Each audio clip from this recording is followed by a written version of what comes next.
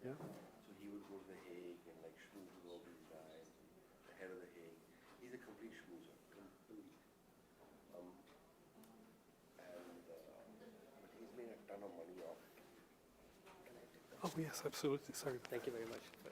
Oh, no, that's all right. So what do you want me to get the computer and everything out of there?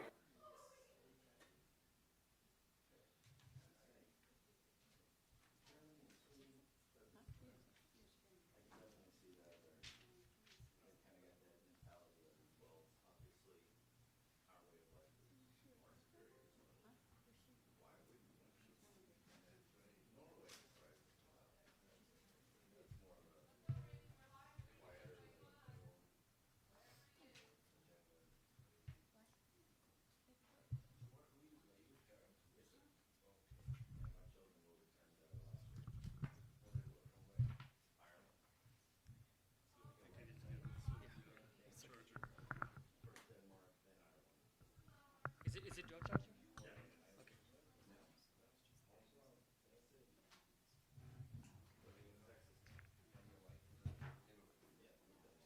Okay, so we have Michelle, I don't know where she is, but she can just join us.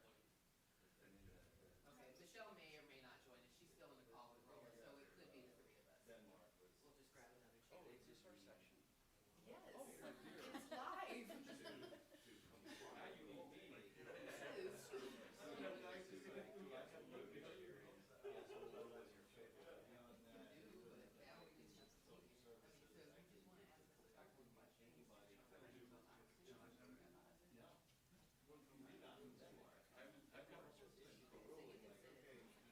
We gotta move quickly, we're live.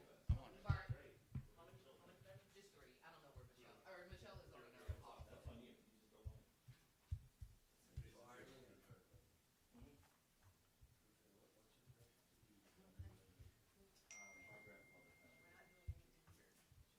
I'm looking, if you send it to me.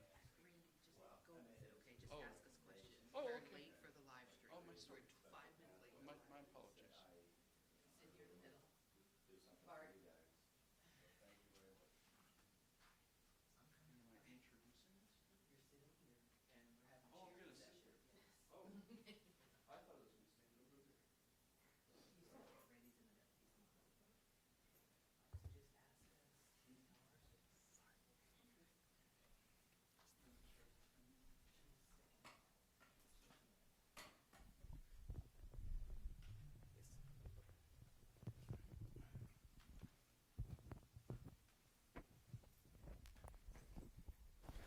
Thank you, Zuber, thank you so much.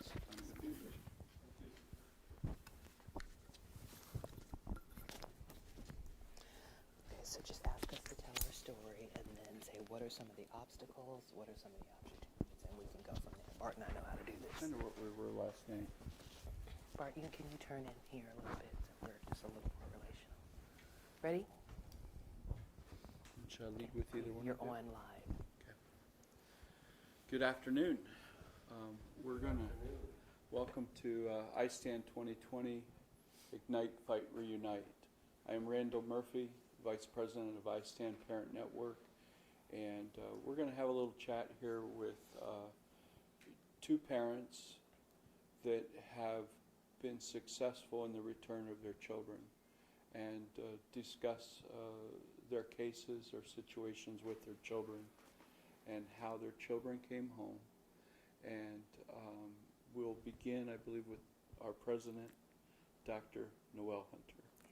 Could you share a little about what occurred when Maya was internationally kidnapped?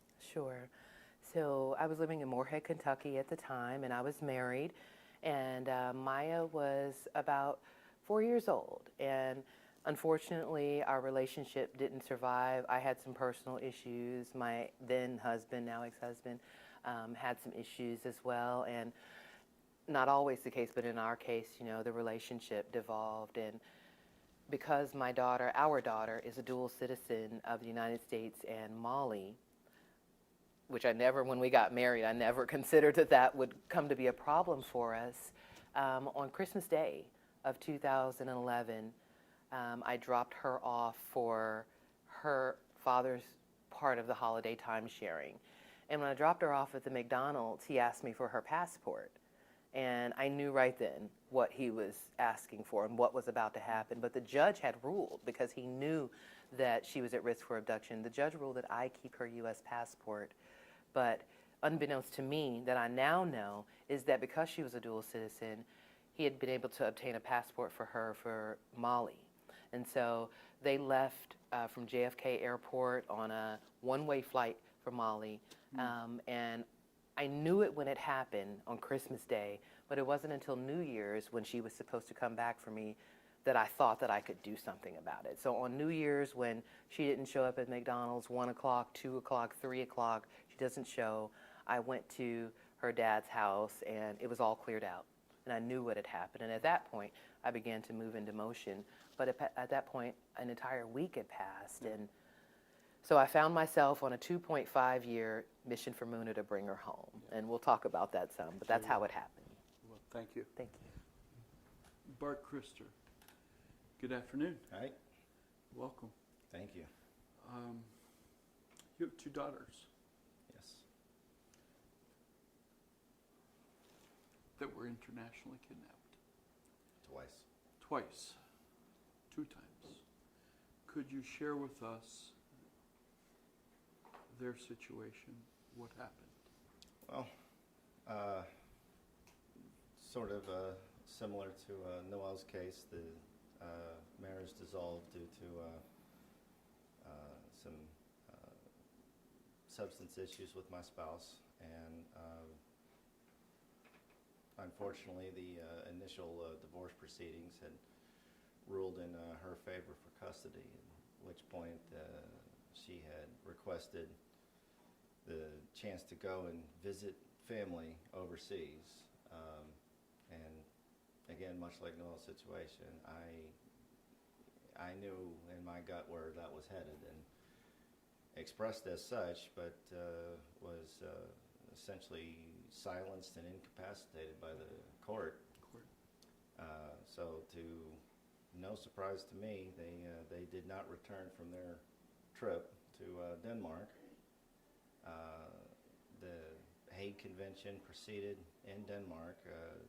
Denmark ruled in my favor on paper, but really provided no logistical support as to what was supposed to be the follow-through for that ruling, and it allowed the mother to take the children out of Denmark and just disappear completely off the grid.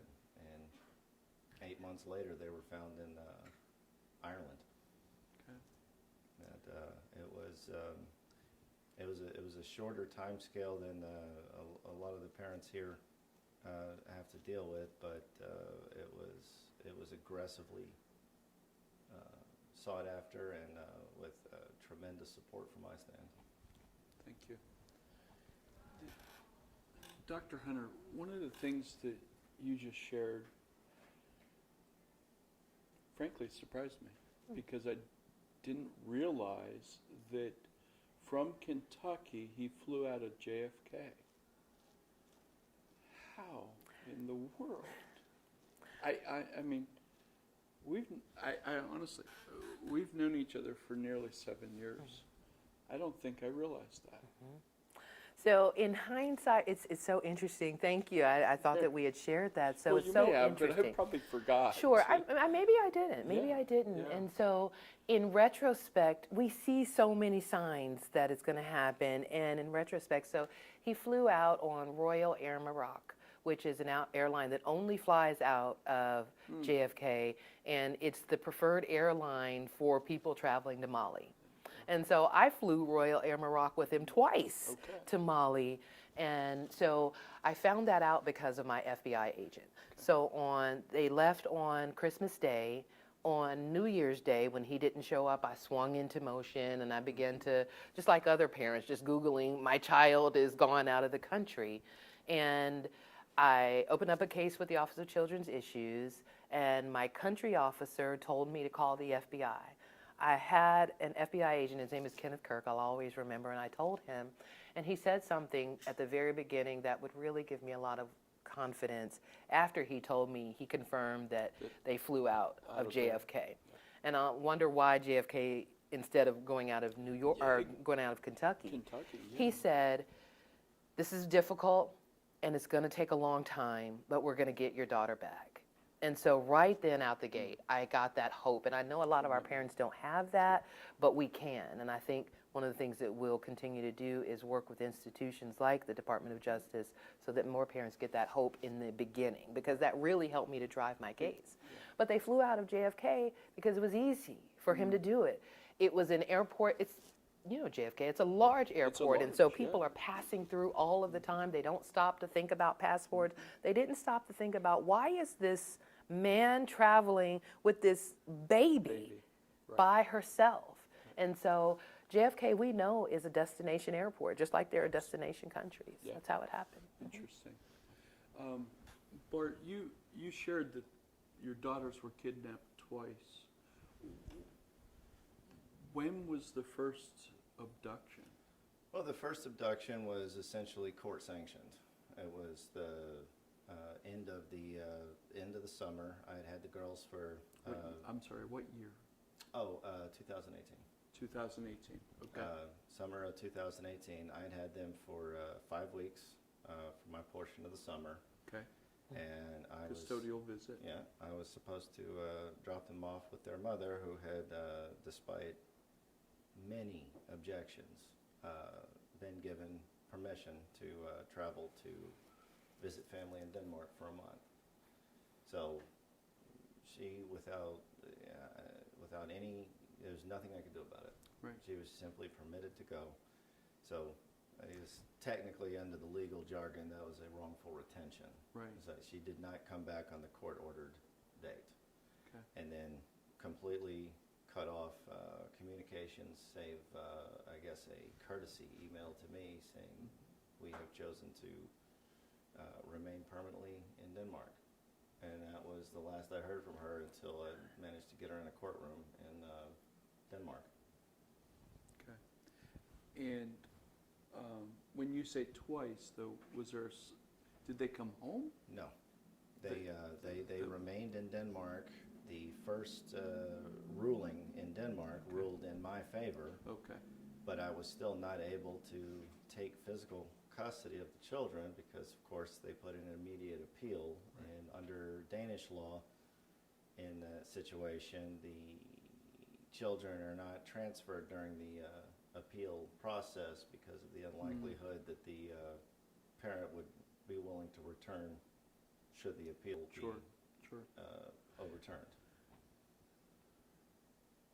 So then the appeal was issued a few months later at the end of January, but just with no logistical support. It was all I got was an email notification from my Danish attorney that the appeal came, and of course, I had to dig through it because it was in Danish and it was in my favor. Sure.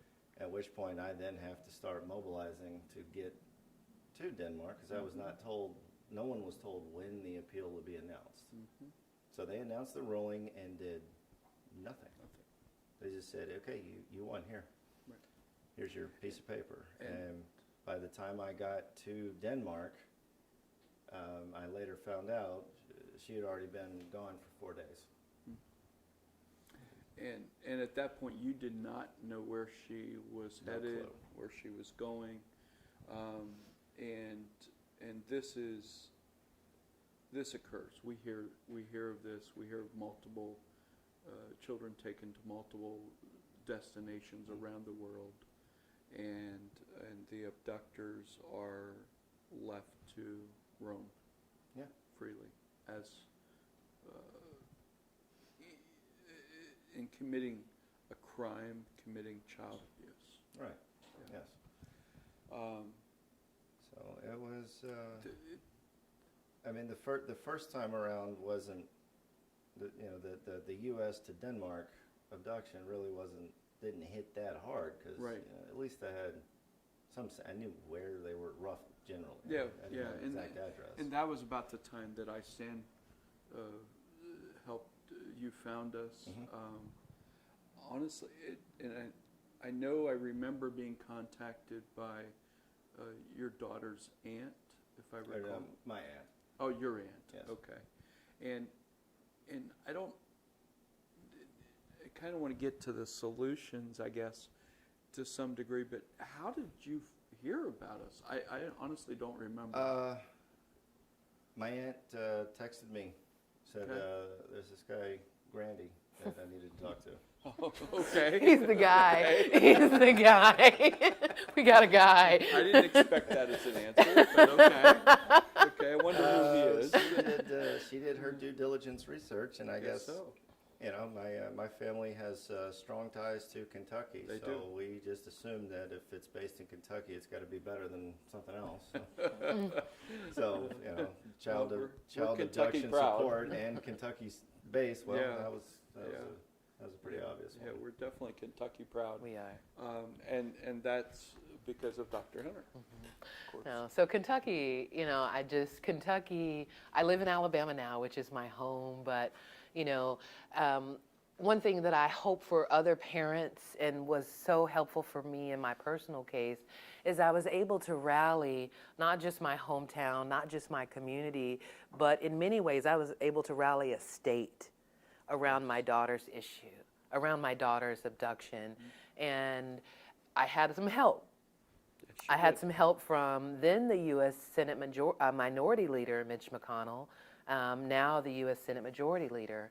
And so because I knew kind of how government works, and then I also, as a journalist, I know how to, for lack of a better term, work media. Yeah. You know, I was able to share our story in a very compelling way. And I was also absolutely relentless. And so to this Kentucky angle, I'll tell you how it went from me as a Kentucky mom with a few friends, you know, supporting us, to getting support from the highest levels of government. The last person that I asked was Mitch McConnell, like the very last person that I asked, because I just didn't think, you know, Congress, they don't care, you know, senators, they have much higher priorities. I now know that this is the highest priority for us. And you had come to D.C., though, I Yes. think a time prior Many to times, that? several Many times prior. And out of desperation, I knocked on the doors of Senator Chris Coons, who was then, it was a Democratic-led Senate, and he was the chair of the Foreign Relations Committee. Couldn't get the time of day with him. Knocked on other doors, not thinking to start with my own delegation. And then I'll remember it was 4:30 on a Friday. And I was bedraggled. I was getting all of these no's, and we can't help you, and you need to do that in the state, not in D.C. And I went to his office and had an appointment with a staffer that I didn't know. Her name is Nancy. And like we all do, I broke down in the office. I was just in tears at the end of the day, needing the help from my government. Yeah, you need hope. And that's what they gave me. And from that moment on, Senator McConnell, Senator Rand Paul, and Congressman Rogers soldiered on for what we call the Mission for Muna. But it wasn't just because like there was this little girl from Kentucky that was missing. It had some political expedience for them, and we have to be really honest about that. You know, how do we use all of the ways to get our children home? Right. And so this was a constituent issue. And so if I could say anything to parents, is that always bill it like that. Yeah. When you're talking to your representative, your senators, your House member, this is an American constituent.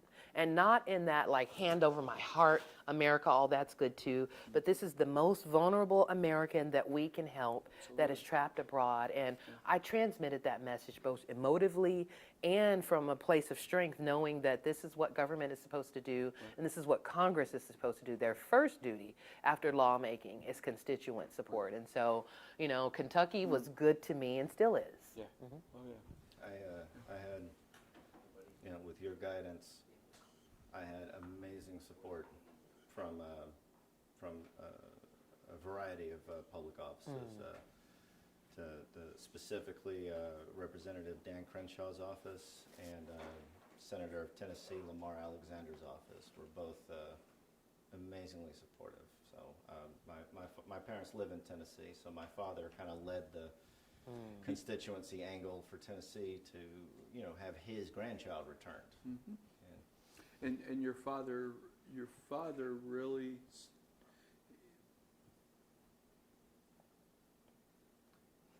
he stepped up in moments where you couldn't. He did. He really did. Yeah. I honestly couldn't.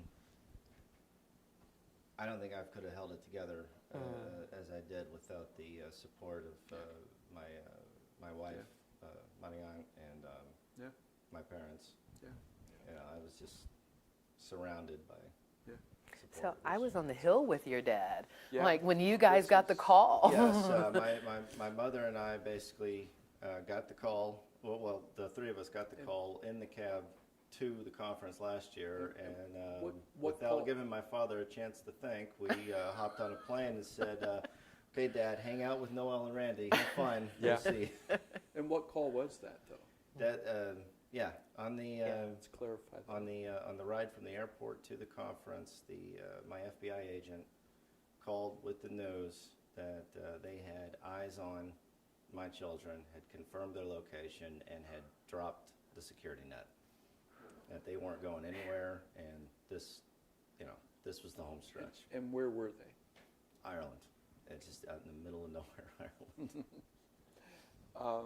And it Can was I the say middle of something nowhere. just Yeah. about, so his father and his mom, and I know, we've got Tony's mom here in the audience and missing her grandson, and we've got Tony's sister here. Our families are so important, and Randy, they get, I don't know if it's intentional or not, but somehow they're also hurting. They're Yeah. also missing that wonderful grandchild in their lives. And so, your parents and Tony's parents and Samina's mom and dad came to our first did. conference. They did. It's really important for us to recognize them too, that not only do they feel the pain, but they're also a part of the solution as They are. well. You're in Washington, They are. they're in Washington because we know that it has to happen that Well, way. I mean, there's only so many people you can call when you just want to be angry on the phone for an hour. That's I know you know that. yeah, that's for sure. And I mean, on that point, I mean, Dr. Hunter's heard me vent many times. I had a parent last evening wondered if I even get upset. I can. She can attest to it, without a doubt.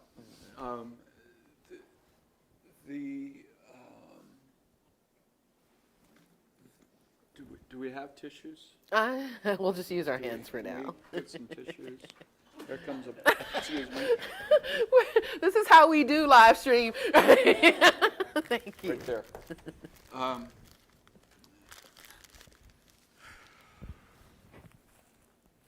Do you need some, sir? No. Just It's, making sure. It's, I'm it's sure an emotional topic. it is, and I'm sure we have more And- tissues. I think what I've honestly, and I guess this might be what you might consider a PTSD type symptom that I've experienced far deeper and harsher emotional responses after their return, because in the midst of it, despite being just broken and lost, I still just had that mission in front of me. It's like, I have Wow. to fix this problem. And I mean, if anything, that was like, you're emotionally hemorrhaging, but you just tourniquet it off and keep powering forward. And then once they're home, I mean, honestly, the most difficult thing was the FBI forensic psychologist said, when you get home, you got to hold it together and pretend like everything's normal. Wow. And you and I've discussed that Yeah. just about 2 weeks ago. And do you mind if I go there a little bit? Go for it. Okay. If we can explore just for a moment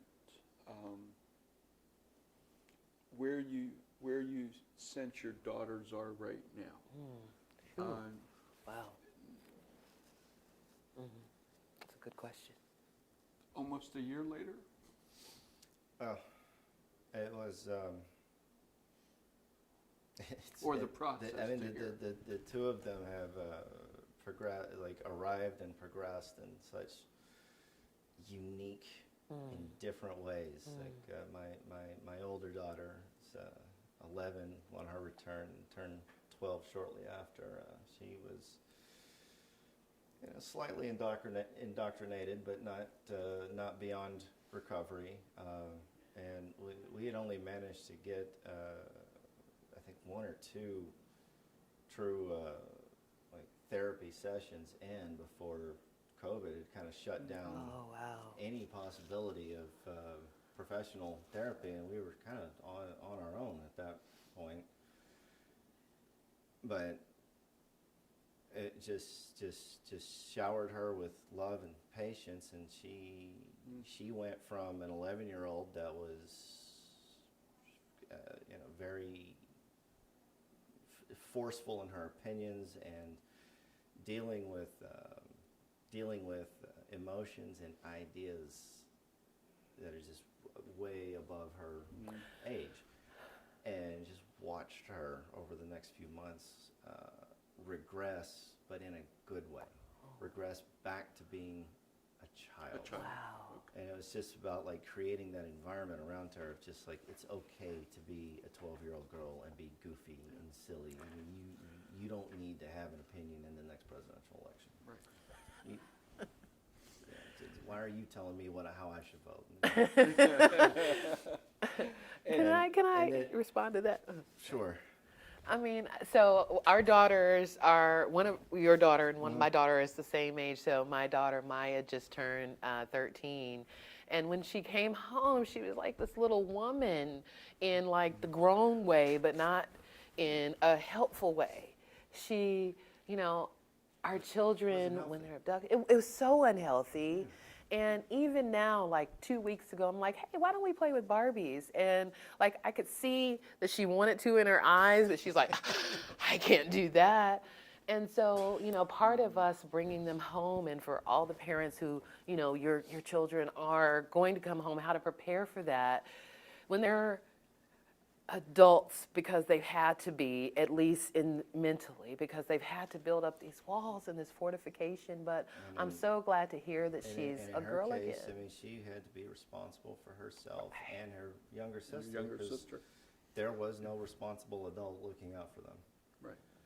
Now, the younger one, on the other hand, started off as a perfect angel till she realized that she was in a safe place. And now, she's my little mischievous demon angel, but that's great. Yeah. I couldn't be more thankful. So That's she, awesome. she can get as much trouble as she wants, as long as it's on my watch. Randy, I think parents might like to know how we did it. Yeah, absolutely. How did you do it? Well, let me tell you. Okay. So Leading every the witness. Yes, exactly. True. Yeah, I had a little help.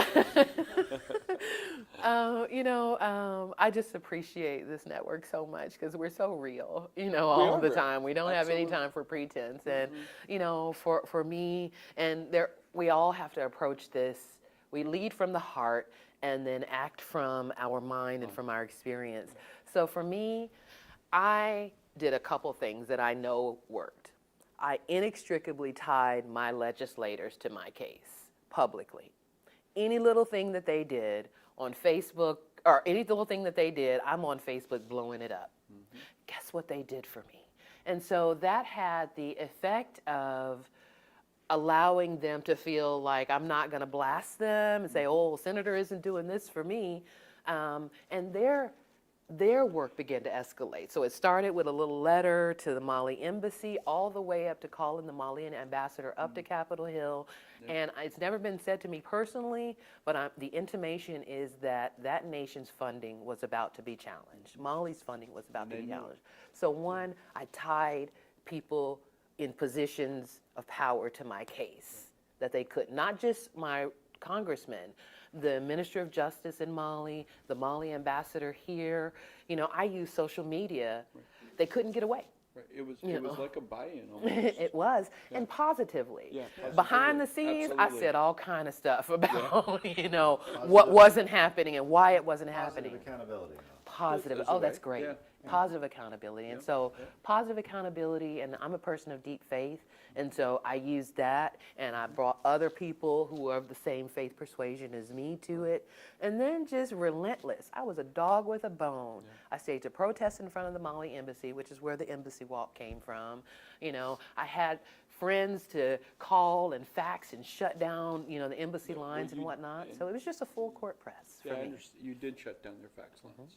Yeah. So that Was was it what one was day for or me. 2 days? 2 days. I thought it And we was would 2 have done days. it again if so Yeah. that's for me. And a similar benefit from we were in the very last stages of making the exit from Ireland, and the embassy was taking a bit too long on processing the passports. So all the Senator Lamar's office and Representative Crenshaw's office, that's when they really got in the game. And at one point, the embassy asked me if I could ask them to stop calling so that they could actually get the passports That's awesome. done. That's awesome. At which point, the constituent rep for Crenshaw's office said, "Great, we're going to double up." I love it. We'll awesome. stop calling when my That's babies awesome. are home. Awesome. So how did you bring your daughters home? Well, Mom pulled out the credit card and sprung for first class. She did. To kind of celebrate, but yeah, I really appreciate the integrity and honesty I got from my State Department rep, who basically said, you know, he gave me the kind of official State Department answer, and then kind of privately said, True. "Get on a plane, get over there. You need boots on the ground and representation right now." And that's what we did. Like I said, we showed up at, I think, half an iStand event, shook some hands, and then went right back to the airport. I had to buy a jacket and a tie in Ireland for court. But I just as soon as we had a location and a window of any sort of opportunity, we went, we got involved, and we stayed. 3 weeks of dealing with the Irish court system until we had finally had a window of unsupervised time, and And to there the had been a embassy. ruling, though, if I recall. Had there not been a ruling? A ruling. The court had well, ruled there, right? the Irish court had been very wobbly. That's right. They acknowledged that they could not leave the mother and the children alone together. Alone together, right. There's two kidnapping, one kidnapping, but two.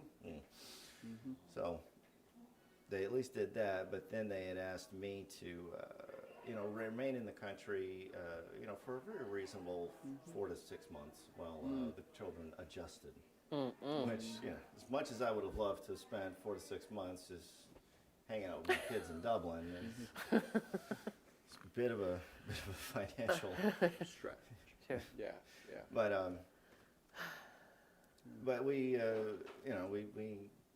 played ball with the Irish courts, enough to kind of get the unwritten blessing of, okay, we're tired of dealing with this, so if you happen to disappear, we're not going to make a fuss. Right. And then it was off to the embassy, and then straight to the airport, and home to Texas. And the flight here was the first flight I'd taken since then. I bet. It's just some trauma. I can't go to the post office today because I used to get these summons from my ex-husband who was trying to, take custody in Mali, and I'm PTSD about going to post offices. But to your point, Bart, about Denmark or Ireland finally said, we're not saying, right, but you can go. It's they were trying to play nice with the European Union, and they didn't want to they didn't want to get too deeply involved, but they definitely wanted it out of their hands. Yeah. Okay. I used it, if I could share. So, and you know this know just this. because we use this strategy. Yeah. You know, understanding countries' custom, culture, and ideology, like how they proceed, and using that for our advantage. So Mali, where my daughter is a very private country. They don't like their business to be out. They don't like, you know, spotlight on them. So what did I do? Spotlight on Mali. And because it's private and they don't want that, I put it public.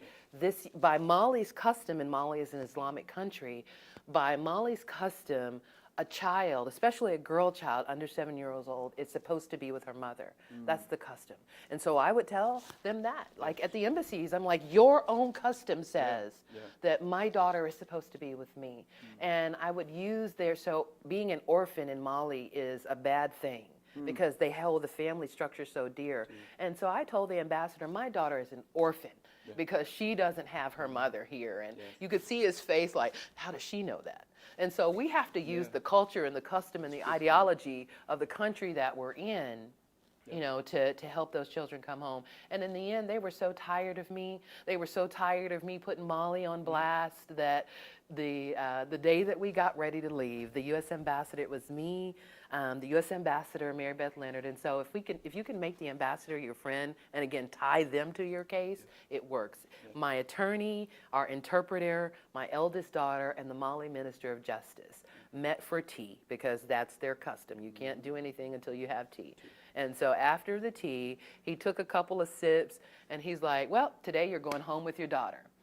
And then he looked at the ambassador and he said, handle it. And then they went on to speak French about something. And then hours later, we're on a plane going home. And I say that to say, you know, another of the strategies that worked for me is to understand the culture of the nation that your child is in, and then use the foundation of that culture to say why this is not right, why these children should be home. I think that plays into something I'd like to build on within iStand over the next couple of years. Is these all of us parents have such unique stories and unique circumstances and experiences and challenges. We need to cultivate that. We need to curate those experiences. Oh, wow.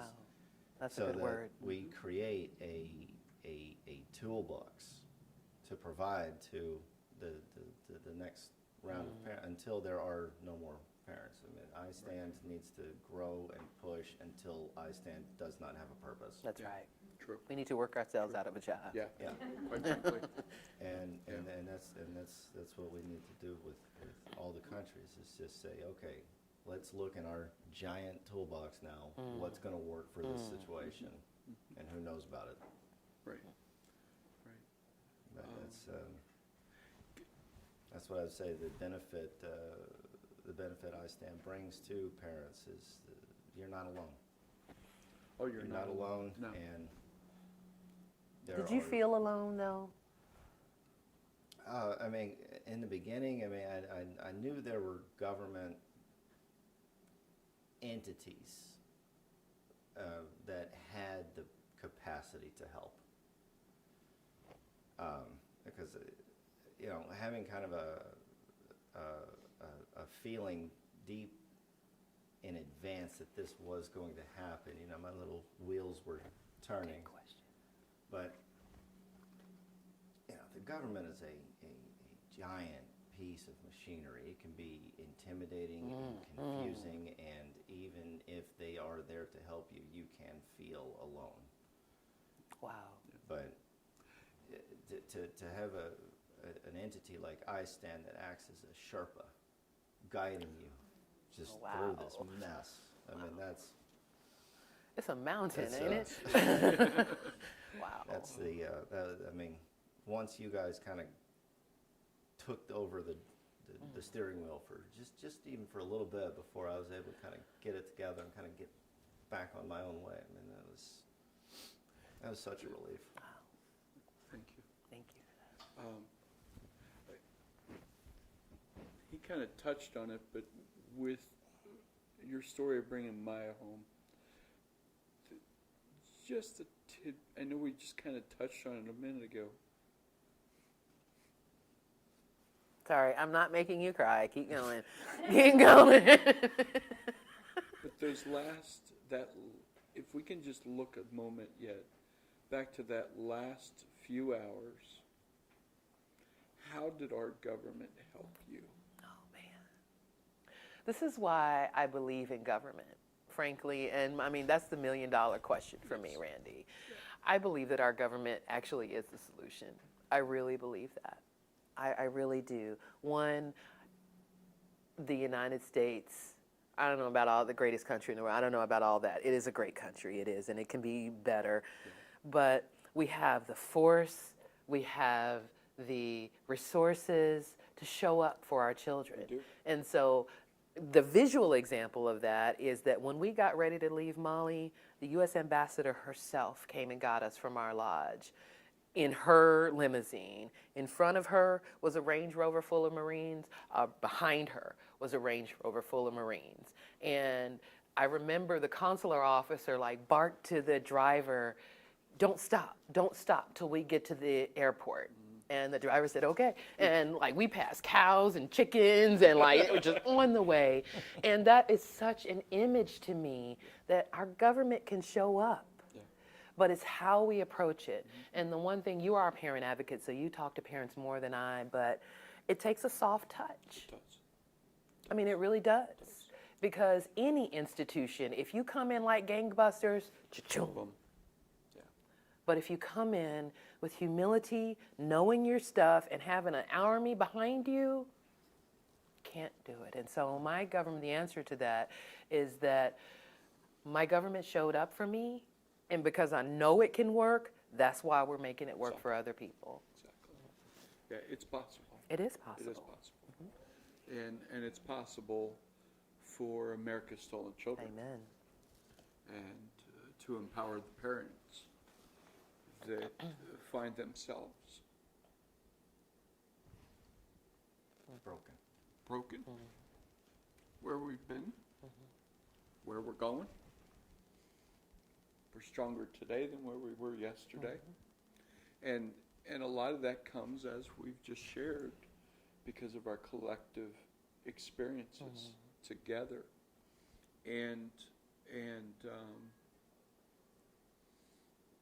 we're learning. We're learning every day. That's important. We're learning. That's very important. And every return, every reunification, we're learning. And you might be in that process. We're all there. In some, either we've been through it or we're still in it.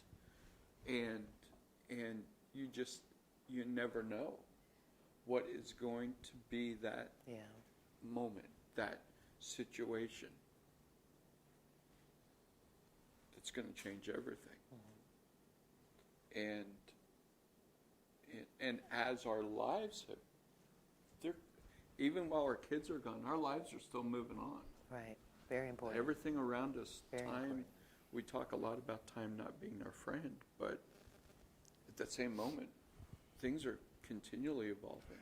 And Bart, as you shared too, I mean, with respects to when your kids came back, they're wanting to be adults, yet we want them to be kids. It's just a matter Wow. of showing them that it's okay. It's That okay. it's okay. Absolutely, absolutely, and it's it's this cycle of life in some respects, and together we can be stronger. We can ignite. We can fight, and we can reunite.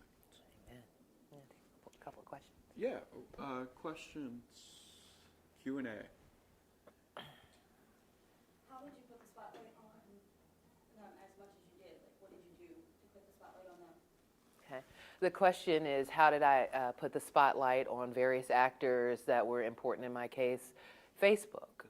I mean, so for our generation, Facebook is still the thing. Like for my daughter, they don't care anything about Facebook. But so always, if I said something that could be perceived as negative, so first of all, I never said anything bad about the abductor. Never. Even though it was foul. Like what he did was harmful and grievous and tore the fabric of my family.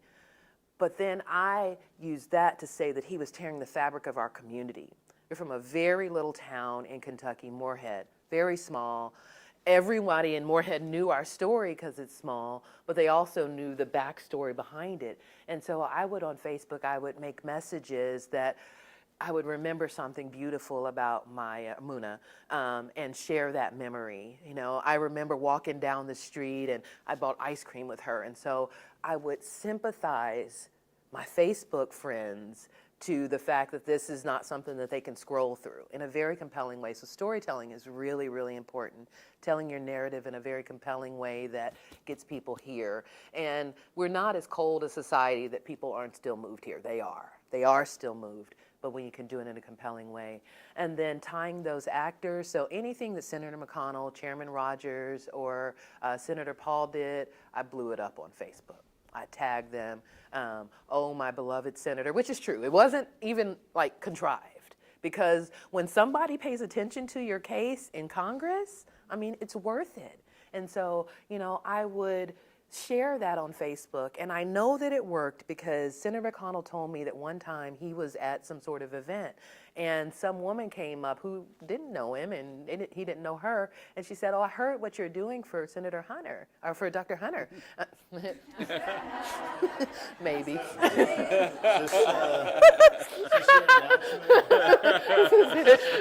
Hunter 2024. But what she said was that he stopped like this receiving line, and he's like, how did you know about that? And so, frankly, for his electoral motivations, and for even beyond that, as a constituent who has to deliver back to the state, he has to deliver back to his district. Most constituents don't, you know, they don't tune in to the big budget stuff going on. They want to know what their representative is doing for them. And so here's this story. I'm a former addict. And so here's this story of a high-profile actor helping this mom who didn't have any other choice. And so I built it like that. And none of it was false, none of it was contrived. I was just very authentic and raw. And, you know, I think a lot of times we tend to stuff this. We stuff it because people already perceive that we're weak. I put my weakness right out there, and it became a strength. And so Facebook, long way to say, Facebook was the way in which I shared, and then I called people to action because people want to do something. They don't just want to scroll. I'm like, call the Mali embassy and tell them home. Call Senator McConnell, call Senator Paul, call Chairman Rogers. And so I gave them something to do, and that put the pressure on it. Another question?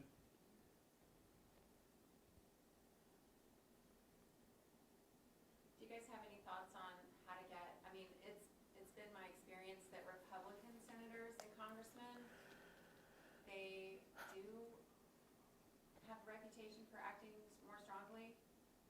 Do you have any ideas on how we can get the Democrats to stand up for their constituents? Do you have any ideas? Because it just seems like in the cases that I've worked, the Republican senators and congressmen, they seem to have a bigger voice for us. Can I take that, and then can I ask you to trade seats with me? I'm just going to sit out so we could take the last little bit of time because they need to hear your story too. But Michelle has said what we all know implicitly. It has been Republican senators and Republican House members that have taken this. And it makes sense because their original platform is family values. And in this case, they're actually living it. I'm incredibly disappointed with Democrats and how they've approached this because they also claim to be for families. And so my suggestion for that, or my observation on that, and then I'll defer to Bart while I switch mics with you. Okay. Okay. He's nonpartisan, as am I, but the truth is the truth. So what is it about this issue that Republicans, by and large, have grasped onto? It's family. And so we need to hold our Democratic senators and our Democratic House members accountable to the same standard. It is not lip service to say that families matter unless America's stolen children matter. I'm gonna put you on the spot, Michelle, and ask you to come on up here. So Michelle was actually on a call with one of our fellow parents, helping her to return her children from Lebanon, but she has a powerful story as well, and so I'm glad to cede, we only have about 10 minutes left, but I'm glad to cede my time to love you. Love you too. Is this mic working? Does it even work? Just clip it on, yes. Oh, this is for the, okay. Welcome, Thanks. Michelle Littleton. Thank you. Yes. Could you just briefly tell us what happened? How were your children, your 3 children, internationally kidnapped? How were they kidnapped? Well, it's pretty common how they were kidnapped. My ex, he was able to obtain American passports without my consent. So I told the judge I was worried I would never see my kids again. And the judge just thought I was being a painful ex and trying to be, whatever, get revenge. But that was really not the case. I knew my kids were coming to me telling me they were afraid they were never going to see me again. I went and told the judge, my kids are telling me they're never going to see me again. They're going to Lebanon. They're never coming back. The judge completely ignored me. Judge James Waltz, Orange County, California. He made a big mistake. Wow, what a big mistake, So I think, that was really the start of it. Just, me not having the right, even though I know that Randall, God, his last name is blanking, but he's passed Cascades law in California. Randy Collins. Randy Collins. Even though that law was passed regarding the passports, the judge wasn't even aware of it. And so, there was by that point, my ex was going and getting passports. And, the rest is really history. And in that court proceedings, in your attempt to prevent the abduction, I believe I'm correct to say that the judge took your custodial rights. He took my custody away. He left my visitation, which my ex was not letting me visit my children. It wasn't even fair. There was nothing even fair about the whole situation. So to say that, there was no easy day. There was no easy day. No. Every day was hard. And you've been relentless in the process for the love of your children. Mm-hmm.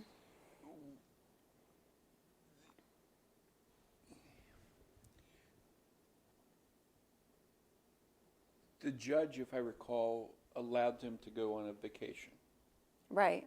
It was supposed to be like a 10-day vacation. It's supposed to be 10 days. But because the grandmother was supposedly sick. Okay. The grandmother was sick.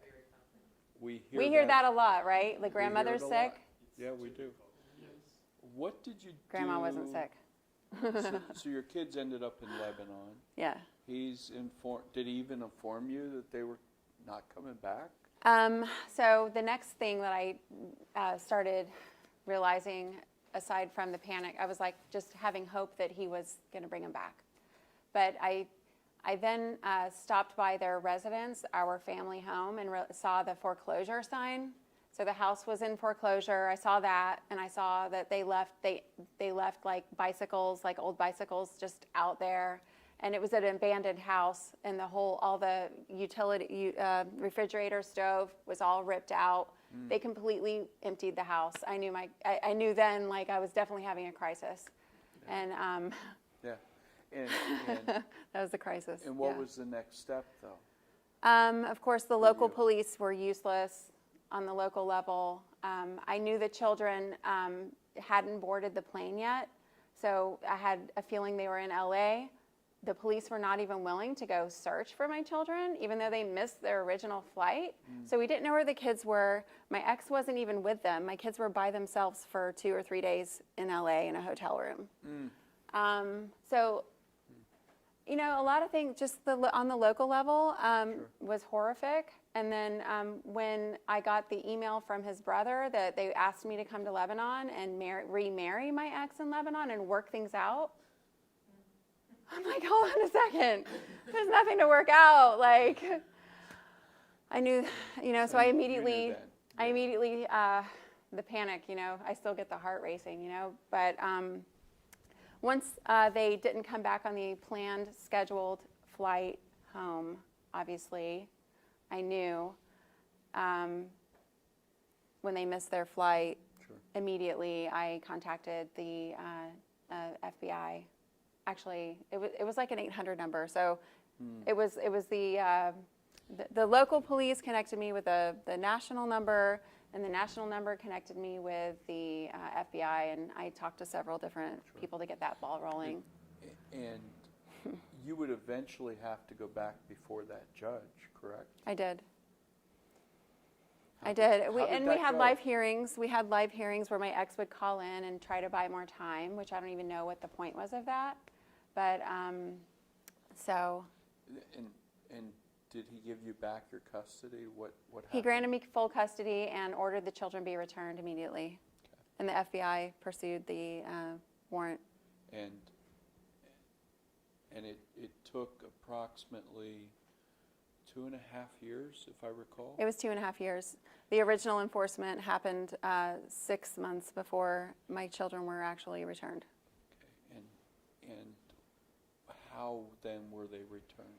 What can you? I still don't know the exact logistical issue. I know that the children were the internal security forces were able to locate my children after Congressman Posey threatened to withhold the funding and that to the State Department. That was about May of 19, if I recall.